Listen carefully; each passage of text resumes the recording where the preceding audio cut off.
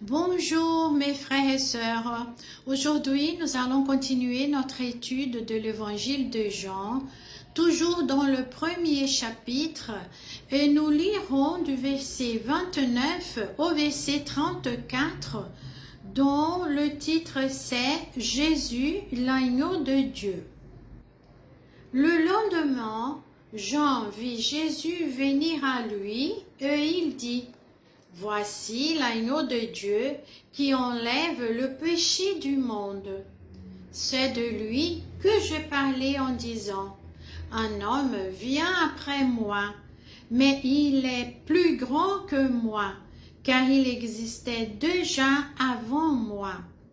Je ne savais pas qui ce devrait être, mais je suis venu baptiser avec de l'eau, afin de le faire connaître au peuple d'Israël. Jean déclara encore: Je vis l'Esprit descendre du ciel comme une colombe et demeurer en lui. Je ne savais pas encore qui il était, mais Dieu, qui m'a envoyé baptiser avec de l'eau, m'a dit: Tu verras l'Esprit descendre et demeurer sur un homme. C'est lui qui doit baptiser avec le Saint-Esprit. Je vis cela, dit Jean, et je déclare qu'il est le Fils de Dieu. Le cœur de l'apôtre Jean est plein de souvenirs du Christ, et donc il ne peut pas s'empêcher de les partager. C'est en écrivant son évangile qu'il ouvre son cœur pour nous faire connaître celui qui a les paroles de la vie éternelle.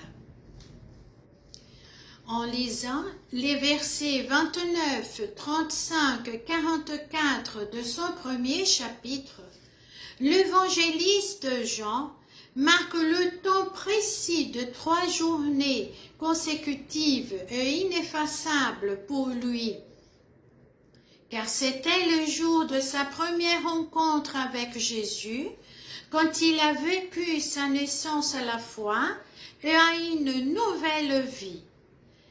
Le lendemain est ce temps précis de 3 journées, dont la première est celle du baptême du Seigneur Jésus. L'apôtre Jean ne dit pas d'où il venait, mais probablement du désert et de sa première lutte avec les ténèbres. Il ne raconte pas non plus la scène du baptême, mais c'est par la voix du Baptiste qu'il l'a fait raconter. Lorsque Jésus vient vers Jean le baptiseur, celui-ci exprime tout de suite sa première profession de foi. Voici l'agneau de Dieu qui enlève le péché du monde. En le voyant, le Baptiste annonce déjà la croix salvatrice. Il nous renvoie à la préparation de la Pâque où l'on sacrifiait des agneaux. Il témoigne de l'identité divine de Jésus et de sa mission qui s'accomplira jusque sur la croix. Il reconnaît devant tous que Jésus vient réconcilier le monde à Dieu et qu'il existait avant lui, en affirmant ainsi sa préexistence divine. Le Christ était au commencement auprès de Dieu. Le Baptiste ne le connaissait pas avant ce jour de rencontre. Il a fallu que Dieu lui dise comment il reconnaîtrait le Christ. Celui sur qui tu verras l'Esprit descendre demeureux, celui-là baptise dans l'Esprit Saint. Ayant donc vu l'Esprit descendre du ciel et demeurer sur Jésus, le baptiseur ne peut pas se taire, bien au contraire, il affirme tout de suite: Moi, Je vis et je rends témoignage, c'est lui le Fils de Dieu. Tout cela nous pousse à poser une question très importante. Quel genre de connaissance du Christ nous avons? C'est un savoir mondain qui connaît tout simplement son histoire de vie sur la terre, mais qui ne mène pas une profession de foi, qui reconnaît en Jésus le Fils de Dieu, l'envoyé du Père qui a donné sa vie par amour et pour révéler le visage de Dieu.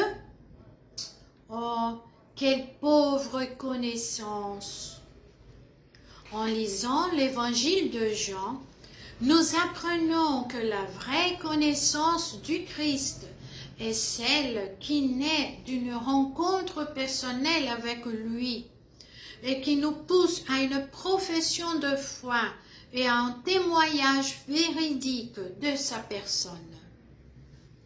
Jean l'évangéliste, Jean le baptiseur et la communauté de foi en continuelle conversion nous invitent à passer de la méconnaissance à la reconnaissance du Fils de Dieu et ainsi affirmer nous aussi. Et moi, je ne le connaissais pas, mais je vis et je rends témoignage, c'est lui, le Fils de Dieu.